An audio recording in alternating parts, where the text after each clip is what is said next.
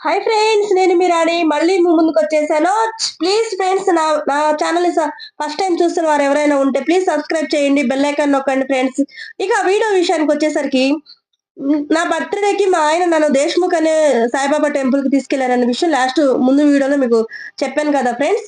అయితే నాకున్న ఒక అలవాటు ఏంటంటే, చిలిపి అలవాటు ఏంటంటే, ఎక్కడికైనా మనం ఇట్లా టూర్‌లకి గాని, బయట ఎక్కడికైనా గుళ్ళకి ఇట్లా వెళ్తున్నప్పుడు, రోడ్డు పక్కన ఉండే ఇలా రేగాయ చెట్లు గాని, జామ చెట్లు గాని, మామిడికాయ చెట్లు గాని, ఈతకాయలు కానీ, ఏమైనా కనిపించినియంటే చాలండి. ఇక మా వారు ప్రాణం తొలుస్తూ ఉంటారు.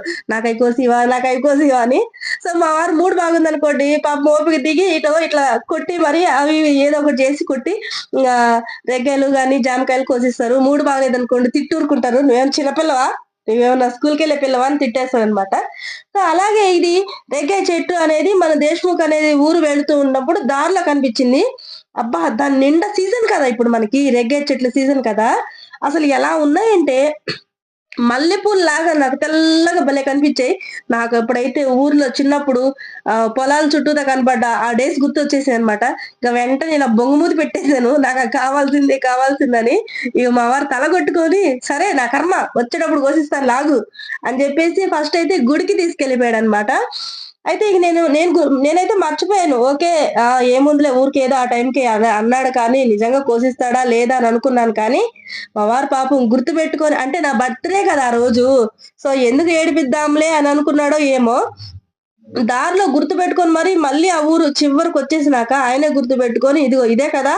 నువ్విందాక అడిగింది" అని చెప్పేసి కారు పక్కకు ఆపి మరి ఆ రేగ్గాయలు కోయటానికి చూసాడు. అయితే ఏమైందంటే కిందున్నాయి. అది చెట్టేమో పైకుంది. కింద లోయలాగుంది. ఎంత కష్టపడ్డా పాపం ఆ రేగ్గాయలు రావట్లేదు.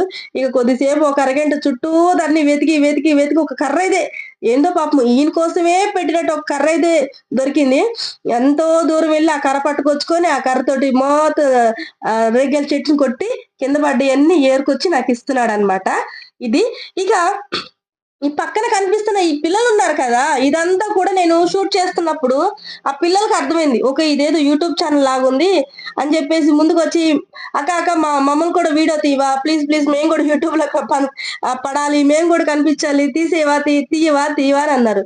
నేనుండి చాలా మంది యూట్యూబ్ అంటే ఫేసులు చూపించరమ్మా. ఇది చాలా మందికి వెళ్ళిపోద్ది. ఇప్పుడంటే నాకు సబ్‌స్క్రైబర్స్ తక్కువ మందున్నారు. కానీ ఒకవేళ ఫ్యూచర్‌లో ఎక్కువ మంది సబ్‌స్క్రైబర్స్ అయితే ఇది అంతా ఇండియా మొత్తం వెళుతుంది. సో, మీకు ఓకేనా అని అడిగాననమాట.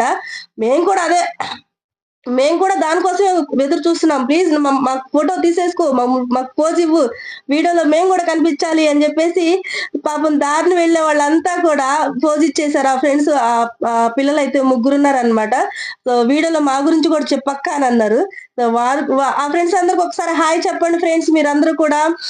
తెలిసిన వారు ఎవరైనా ఆ పిల్లల ముగ్గురిని గుర్తుపట్టే వాళ్ళు ఎవరైనా ఉంటే గుర్తుపట్టండి. వాళ్ళ పేర్లు కామెంట్ చేయండి.